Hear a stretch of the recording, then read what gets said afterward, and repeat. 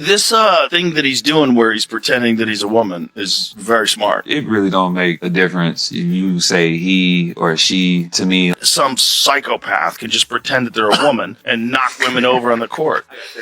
Norman's a fucking woman, dude. It's a giant dude. A giant dude who's just dominating these chicks. So the more controversy there is, the more people do come to see them. The crazy thing about the WNBA, imagine if the NBA had the same sexual dynamic.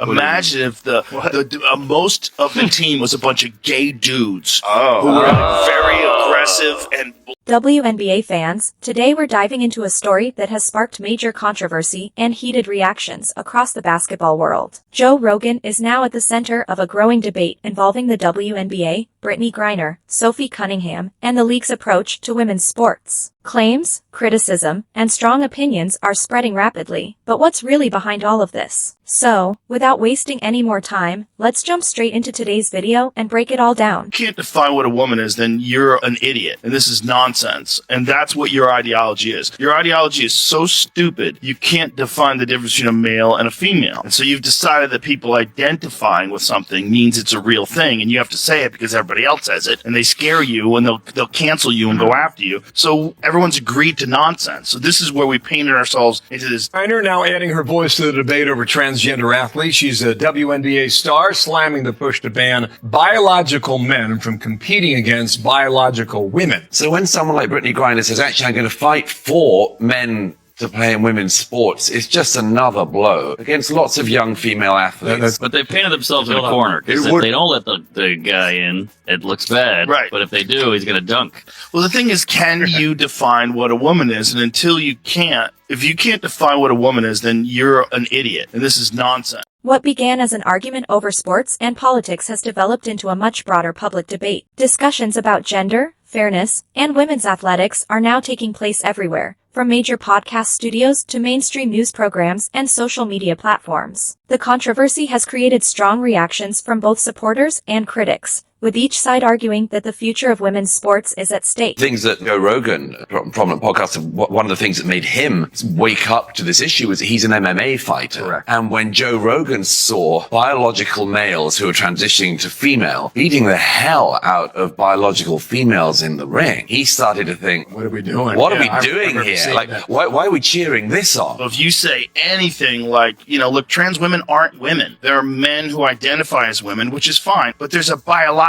distinction that protects women in sports, and that's chromosomes. We know. XX chromosome, you're a woman. XY, you're a dude. Do it that way. Call yourself whatever the fuck you want. But if you want to play in the WNBA, you have to have X. During a discussion on the Joe Rogan Experience, Joe Rogan criticized parts of the sports establishment and questioned how organizations are approaching the debate over biological sex and participation in women's sports. Rogan argued that the issue has become increasingly difficult for sports organizations to discuss openly without facing intense political and cultural backlash. The WNBA have an onus of responsibility to be able to ensure that it's fair playership, though. I don't know if playership's a word. For college sports and for the WNBA too, 100%. I mean, I don't think it's ever okay for guys to be playing girl sports, but if this is true, then she was like the origin of this epidemic. Mostly big black gay ladies and a few scared-looking Sophie Cunninghams that have to point fingers at people. Right. You're surrounded. Black people think you're perhaps sexually attractive. They've made it into a reality show. It's become like Real Housewives. They're all just fight now. Right. That's the only reason you watch. But it is an interesting sexual... The discussion also focused on biological differences between males and females and whether those differences should play a role in determining eligibility for women's sports. Critics of allowing transgender women to compete in certain women's categories argue that physical differences can create competitive advantages, while supporters argue that transgender athletes should be allowed opportunities to participate in sports.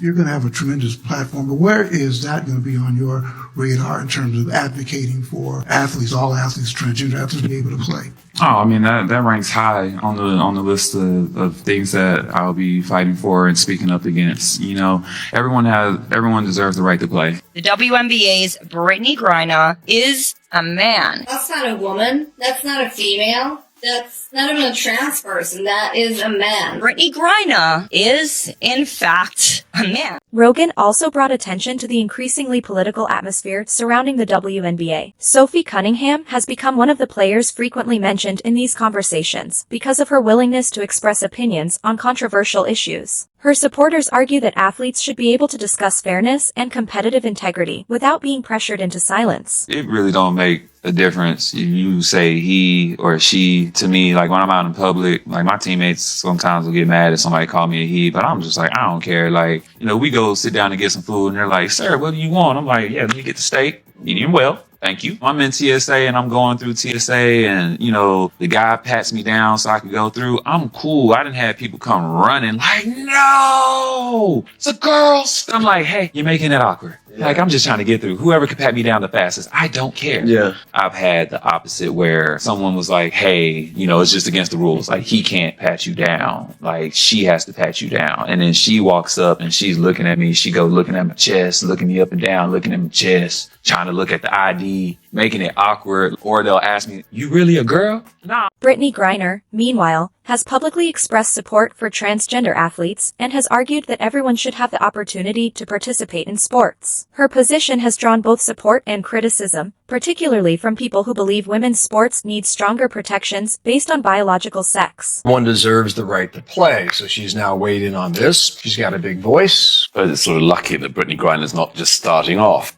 because if these are the rules when she was starting off, then the whole thing might be different. The problem we have in America on this is that there's a very distinct lack, actually, of women defending women in the public square on issues like this. And that isn't the case in every other country. For instance, in my own country of origin, Britain, there have been very, very prominent women, not just in sports, but across the political and social platforms who have objected to precise. Author Douglas Murray has also criticized positions supporting unrestricted participation in women's sports, arguing that policies surrounding transgender participation could have consequences for female athletes. Supporters of this argument say that young women compete for scholarships, roster positions, championships, and opportunities that can have a major impact on their futures. Their central argument is that fairness must remain a fundamental part of women's athletics. A woman decided to stand up for women and female spaces. And that woman is now getting lambasted by other women because she doesn't support transgender people in female spaces. Sophie Cunningham, who many of you will probably know from this video, recently got herself in hot water because she had the audacity to say that women and girls should be protected. WNBA star Sophie Cunningham, who plays guard for the Indiana Fever, when an ESPN feature quoted her opposition towards biological men competing in women's sports. She said she wanted to protect young girls both on court as well as in the locker room, calling her position kind of common sense. It has everything to do with reality.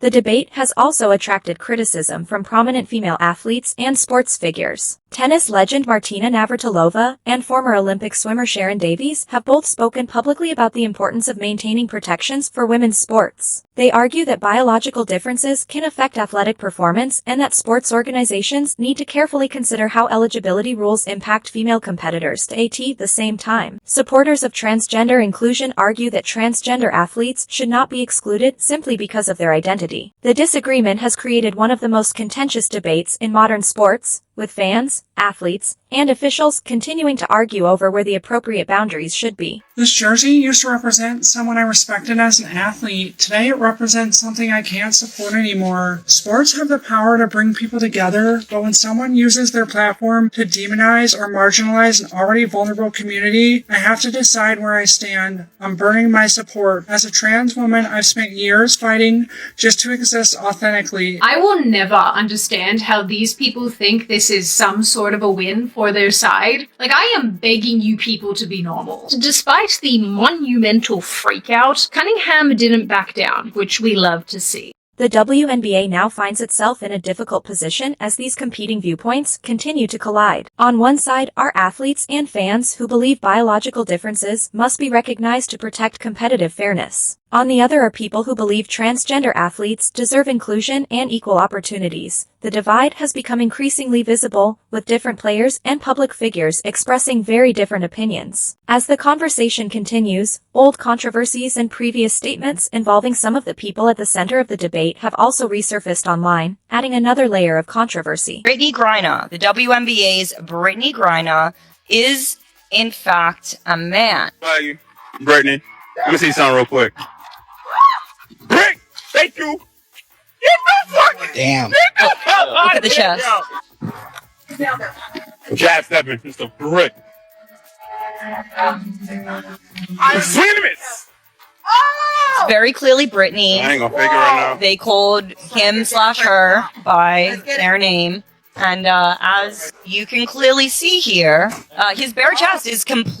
Despite the growing criticism, Sophie Cunningham has continued to express her views publicly. Her willingness to speak about controversial subjects has made her a major part of the broader conversation surrounding the WNBA. Meanwhile, viral discussions across podcasts, social media, and commentary programs have increased pressure on the league to address questions about its policies and public image. Commentators have also revisited old interviews, video clips, and previous statements involving figures connected to the controversy, creating even more debate among fans. Again, cultural power. This is why the WNBA this is not going to go away. This issue is not going to go away. They're in such a bad position here. Caitlin Clark, they have cultural power. People love them. People are buying tickets that would never care about the WNBA. There's a reason why people call Sophie Cunningham MAGA Barbie, and people are starting to fill the arenas to watch her and Caitlin Clark. She's not apologizing for saying that there should be no men in this woman's sport. It's caused an absolute crisis, and people are losing their mind. Caitlin Clark is an absolute all-star. She is the Michael Jordan of this. This is the girl that girls have been waiting for forever. Caitlin Clark is a rising star in women's basketball. She's pulling in crazy viewership numbers. These women spent $1,000 on tickets to attend the Indiana Fever versus Atlanta Dream game, specifically to see Sophie. The central argument from critics is that sports organizations must take biological differences seriously when establishing rules for women's competition. They point to factors such as bone structure, muscle mass, lung capacity, and physical strength as characteristics that can influence athletic performance. Supporters of stricter eligibility rules believe these differences make biological considerations important when protecting competitive fairness. Supporters of transgender inclusion, however, argue that policies should balance competitive concerns with the rights and dignity of transgender athletes. Ultimately, this remains a complicated issue with strong arguments and emotions on both sides. This thing that he's doing where he's pretending that he's a woman is very smart. It really don't make a difference. You say he or she to me. Some psychopath can just pretend that they're a woman and knock women over on the court.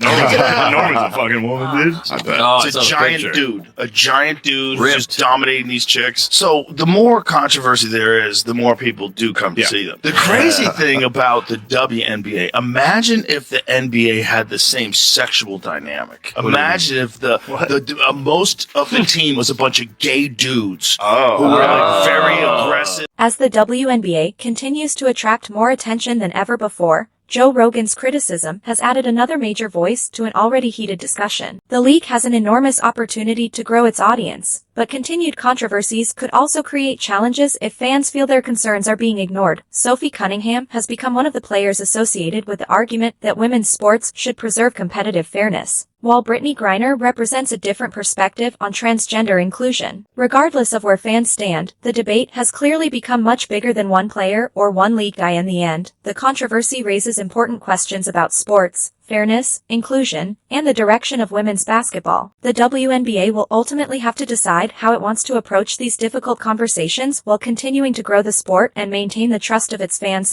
So, what do you think about Joe Rogan's criticism of the WNBA and Brittney Griner's position? Do you agree with Sophie Cunningham's approach to the debate over fairness in women's sports? Let us know your thoughts in the comments below. If you enjoyed this video, hit the like button, share it with other basketball fans, and subscribe to the channel for more WNBA news, controversy, and commentary.